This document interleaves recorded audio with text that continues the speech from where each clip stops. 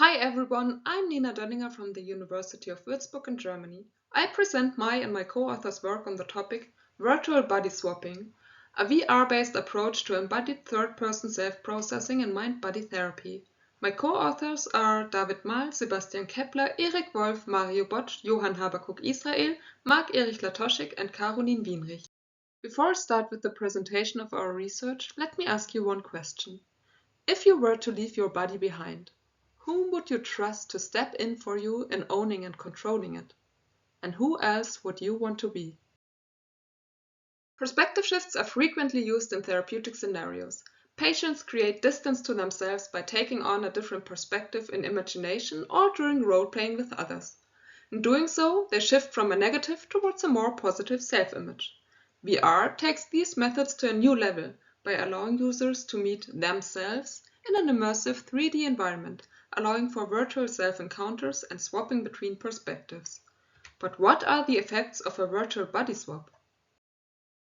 To analyze possible moderators in psychotherapeutic interventions, Britton and colleagues presented a framework for what they called self-related processes, which might function as moderators or mediators in therapeutic success. They categorize self-related processes into conceptual processes, including self-evaluation or self-criticism, and more body-oriented embodied self-processes. The latter include sensations such as the sense of ownership and agency over one's body or a sense of self-location. One measure that is particularly associated with modern psychotherapy is interoception, or interoceptive awareness, the core perception of internal body signals. Interoceptive awareness is associated with reduced eating disorder symptoms, pain and fatigue, suicidality, and depression and anxiety.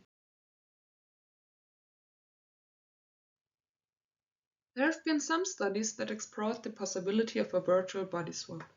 In 2020, for example, Landau proposed a system in which users meet the person they were 5 minutes ago to perform a self-compassion exercise.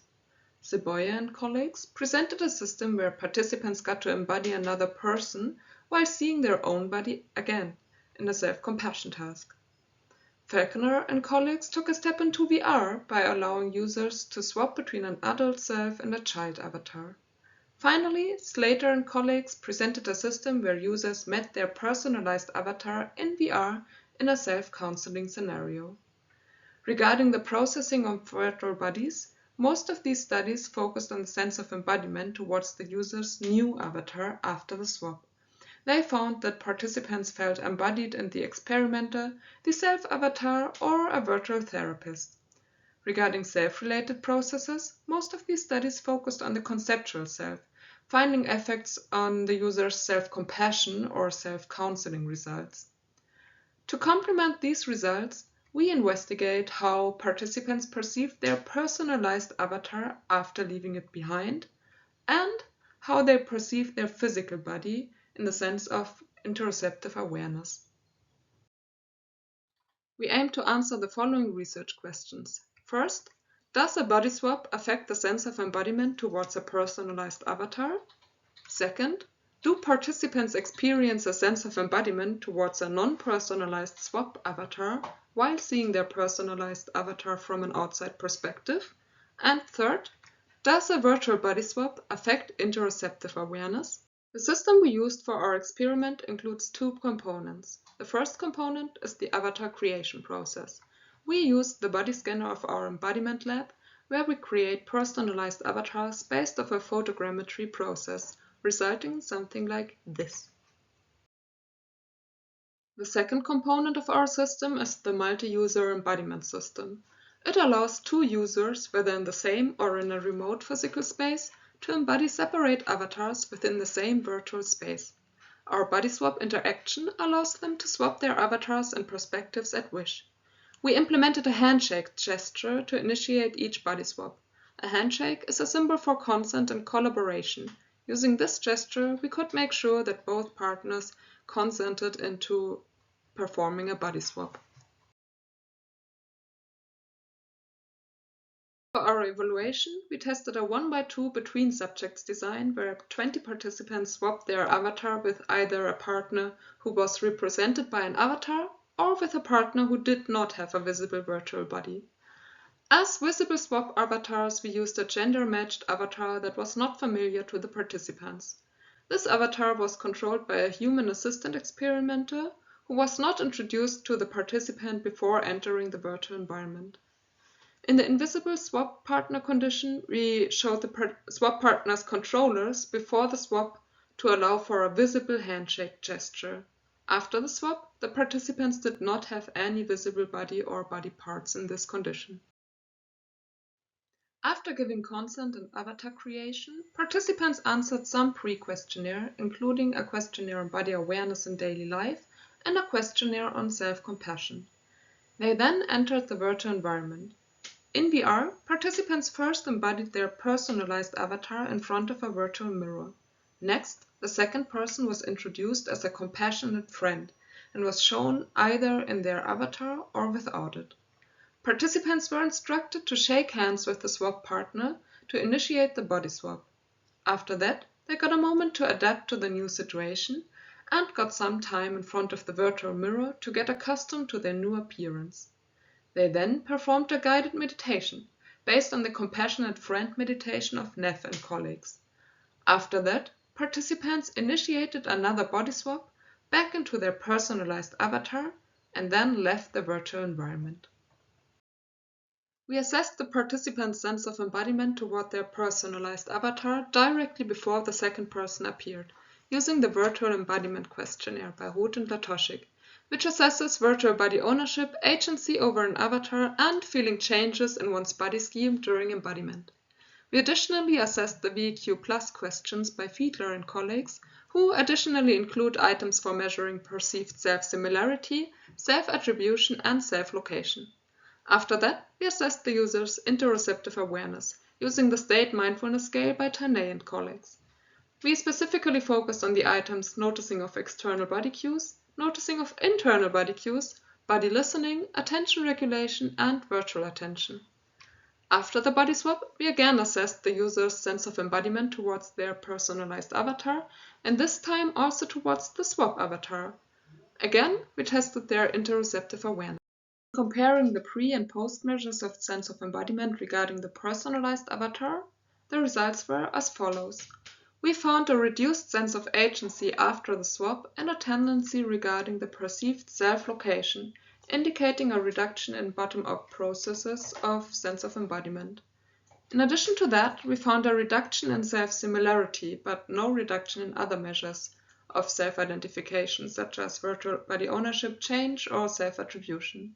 This might be explained by the perspective change or by the longer time spent in the virtual environment, which might have reduced the initial feeling of similarity. Comparing the sense of embodiment toward the swap avatar and the sense of embodiment toward the personalized avatar both after the swap, we found that participants experienced a significantly lower virtual body ownership, self-similarity, and self-attribution toward the swap avatar, which they currently controlled, than toward the personalized avatar. However, regarding perceived agency, change, and self-location, we did not find a difference between the two avatars. Regarding body awareness, we found that participants felt increased body listening and a shift of attention towards internal body signals instead of visual information after the swap.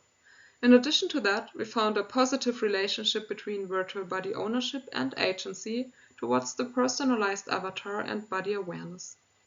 This outcome aligns with previous findings indicating a positive relationship between sense of embodiment and interoceptive awareness.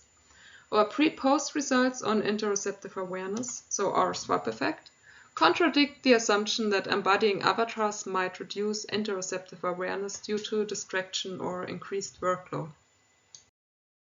While our results do not answer all questions on the perception of virtual avatars and self-related processes in virtual body swapping, they offer some insights regarding the design space of a virtual body swap. The first being that the experience of a body swap can differ severely for each individual. With regard to the personalized avatar, our participants reported mixed feelings, with some participants reporting eeriness, while others experienced awe-like feelings after the swap. To stimulate self-related processes, we see personalization as a possible opportunity. Participants highly identified with their avatar when placed outside of it. Creating similarities or deviations between participant and avatar could thus be an exciting tool to impact self-identification or self-related processing in body swapping. Controlling for possible uncanny valley effects, we see great potentials for future investigations into how changes in the appearance or behavior of an avatar affect self-perception. Regarding the design of our swap avatar, some of our participants reported it to feel like a brother or a good friend, while others reported feeling more comfortable in the swap avatar than in their own. With this in mind, the choice of our swap avatar's appearance may have impacted our results. We intentionally limited our swap avatars to humanoid photorealistic avatars. Expanding our findings considering swap avatars and familiarity could be a next step. Our participants differed in their preferences regarding who could embody and control their personalized avatar. Some mentioned allowing only a trusted person or no one. This raises the question of who might be a suitable partner behind the swap avatar. In our scenario, the swap partner was an assistant experimenter, sharing the physical space with the participant. This created some kind of co-embodiment situation in which subjects continued to feel associated with their personalized avatar, while another person could view and control it from first-person perspective. Since our participants expressed very individual preferences and fears toward the swap partner, future work should investigate how the swap partner affects the person's social and self-related processes. Before finishing my presentation, I want to point out some ethical concerns regarding working with personalized avatars and especially working with body swapping and personalized avatars. We tested with a sample of healthy participants who had consented into having their avatar controlled by another person. However, we still received some feedback by participants who were concerned by who might experience their personalized avatar from a first-person perspective. While a virtual body swap might not directly invade intimate space, such third-party embodiment scenarios could lead to a feeling of loss of control or of invasion into one's intimate or personal space.